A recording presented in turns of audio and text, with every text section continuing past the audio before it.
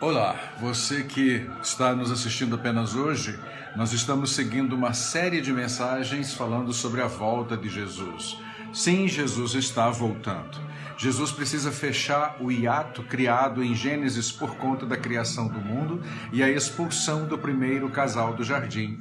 A partir dali, a história passou a ser contada de forma cronológica do lado do ser humano e atemporal ou kairos do lado de Deus. Essa história precisa se afunilar para a sua realização, que será o dia da grande prestação de contas. Jesus precisa voltar porque ele nos prometeu isso. E nenhuma de suas palavras podem deixar de ser cumpridas. Nunca deixaram e não deixarão. Jesus precisa voltar para que haja ressurreição dos mortos. Este é o tema básico da proposta cristã que a diferencia de tudo que existe ou existiu neste mundo. Nós teremos corpos semelhantes ao dele, corpo celestial. Jesus precisa voltar para que haja transformação, arrebatamento dos que estiverem vivos, e ele deu-nos sua palavra e certamente ela será cumprida. Jesus precisa voltar para que haja grande prestação de contas diante de Deus Pai. Jesus precisa voltar para recebermos os galardões eternos que ele nos prometeu. Jesus precisa voltar porque isso é a nossa esperança. Se não tivéssemos isso como nossa âncora de fé para o dia de hoje, estaríamos todos enlouquecidos neste mundo desatinado. Jesus precisa voltar para que participemos todos juntos, todos que creram nele desde a fundação do mundo, e nos sentemos na mesa do banquete que nos foi preparado. Oh, glória! Oro a Deus que chegue logo este dia. Jesus precisa voltar para que possamos tomar posse da nossa casa celestial. Jesus mesmo disse que foi preparar este lugar. Sim, Jesus precisa voltar, porque definitivamente este mundo não é o nosso lugar. Aqui somos peregrinos. Este mundo com suas propostas e indecências não nos pertence. Ao contrário, nos agride a cada dia. Sim, Jesus vai voltar para que não sejamos mais afetados no maligno, nem nos nossos pensamentos e nem nos nossos sentimentos. Seremos todos como Jesus, para todos sempre. Amém. Sim, Maranata, ora vem, Senhor Jesus. Já está tão próximo a vinda de Cristo que nós podemos ver o mundo no seu espectro. Quem trabalha com pacientes terminais sabe que pouco antes da sua morte já tem o espectro, uma moldagem no seu rosto em estilo cadáver. Nós já observamos isso neste mundo que está apodrecido. E a palavra de hoje é exatamente sobre mente corrompida. Mente corrompida. Como é que isso acontece? Quando você se desvia ou não se baseia na verdade. Um dos textos, para mim, que é o texto clássico para este assunto, está em Salmo, no capítulo 1, que eu gostaria de lê-lo agora. Como Deus deve gostar de você. Você não aparece no bar do pecado. Você não anda à espreita no beco sem saída. Você não frequenta a escola dos desbocados. Pelo contrário, você vibra com a palavra do Eterno. Você rumina as Escrituras dia e noite. Você é como uma árvore replantada no Éden, dando frutos novos a cada mês, que nunca perde suas folhas e que está sempre florescendo. Você não é de jeito nenhum como os perversos, que não passam de poeira ao vento, sem defesa nos tribunais. Sua companhia é imprópria para as pessoas, são companhias impróprias para as pessoas inocentes. O Eterno traça o caminho que você escolhe, mas o caminho que eles escolhem é uma pista escorregadia. Como vai a sua mente? O apóstolo Paulo nos recomenda em Colossenses: pensai nas coisas que são de cima, buscai as coisas que são de cima. E o mesmo apóstolo nos ensina que nós devemos ser guiados pelas coisas que são do alto. Os nossos pensamentos, as nossas mentes Ele fala isso em Romanos 12, que nós devemos produzir um culto racional, ou seja, uma mente que é voltada para Deus e para as coisas que são do Senhor. Uma mente corrompida. Vamos voltar um pouquinho na história lá no Éden. Deus havia dito tudo o que deveria ser e como fazer no capítulo 2 de Gênesis.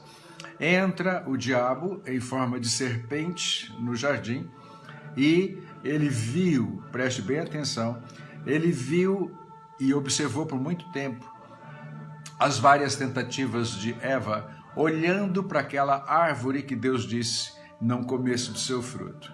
E ao observar a fragilidade de Eva, Satanás chega com aquelas colocações e ele sabia aonde estava indo. Satanás é ágil. Não pense que ele é bobinho e não pense que ele é amargo, como muita gente pensa. Tudo que ele faz de proposta é doce a princípio. O amargo vem depois.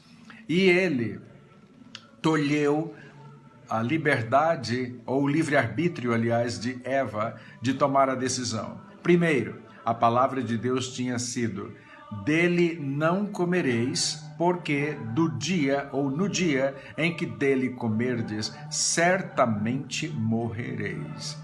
Quando Eva diz isso, além dela dar brecha para o diabo acrescentar, ela mesma acrescenta, ela disse: e Deus disse, nem tocareis. O diabo entra de cheio, entra de sola, e ele diz: mas que injustiça! Como? Certamente não morrereis, porque Deus sabe, o dia em que dele comerdes, sereis como Deus, os vossos olhos serão abertos. Esta é a narrativa do pecado. Muito cuidado. Hoje nós temos, por todos os lados, a narrativa da desobediência, a narrativa da rebeldia, a narrativa do contra. E é tudo simplesmente derrubando a palavra de Deus que diz: certamente morrereis. E o diabo insiste em dizer: certamente não morrereis. Mas eu quero dizer para você que o próprio diabo sabe que tudo isso vai terminar. Todas as vezes que Jesus se deparava com o demônio, ele dizia para Jesus: vieste nos destruir antes do tempo, Jesus, filho de Davi. É porque o diabo sabe que tem o tempo, e o tempo dele está limitado, e o tempo dele está se acabando, e Jesus Cristo vai voltar para lançá-lo com todos os seus demônios de uma vez por todas no inferno. Não se permita enganar. Por que as pessoas são enganadas? Porque elas mostram. O diabo não sabe o que está na sua mente e no seu coração, mas ele vê pelas escolhas que você faz. Ele vê pelas palavras, pelas ações, então ele fica sabendo o que é que está no seu coração. Eu já disse em gravações anteriores, eu gosto muito de assistir Animal Planet, National Geographic e outros ligados à natureza, aos animais, aos mares, aos oceanos, enfim. E uma das coisas que eu observo, seja no ar, seja na terra, seja na água, o predador, ele fica espreitando a presa. Daí ele faz correr, é comum em quase que todos os predadores. Ele põe a presa para correr, seja rebanho, seja enxame, seja o cardume, o predador coloca para correr. E na corrida, o predador observa as suas fragilidades. Quais são os mais jovens, qual um ou outro que tem alguma legião, alguma dificuldade, os mais velhos que não acompanham mais o ritmo. E aí parte para cima, parte para o ataque, até que vence. Assim também é a estratégia do diabo. Ele fica na emboscada, ele coloca e ruge, a Bíblia diz como leão, mas não é leão. E ele quer fazer você correr para então observar a sua fragilidade e fazer o ataque. Mente corrompida. Não deixe a sua mente se corromper com este mundo. Confie na palavra de Deus. Mantenha-se fiel à palavra de Deus. A Bíblia não contém a palavra de Deus. A Bíblia é a palavra de Deus. Nunca duvide. Se alguém ou seu professor ou alguém chamado expert, que na realidade hoje estão cheios de expert, de entendidos no assunto, te disser isso ou aquilo e difere da Bíblia, Não creia nesta pessoa, não siga essa filosofia, siga Jesus. Olhos fixos em Jesus é o remédio para uma mente não se corromper. Não deixe nada, absolutamente nada neste mundo, ser maior do que o que Cristo tem para você. Deixa eu orar por você agora. Pai, em nome de Jesus, eu oro por este irmão, por esta irmã, por este amigo que está ouvindo esse vídeo agora. Proteja sua mente. O Senhor já nos deu o capacete da salvação, exatamente para nossa mente não ser atingida por nenhum dardo inflamado do maligno. Proteja a mente dessa pessoa. Guarde, ó Deus, para que o que descer da mente para o coração seja algo sadio, saudável, que venha do Senhor. Eu oro em nome de Jesus. Amém.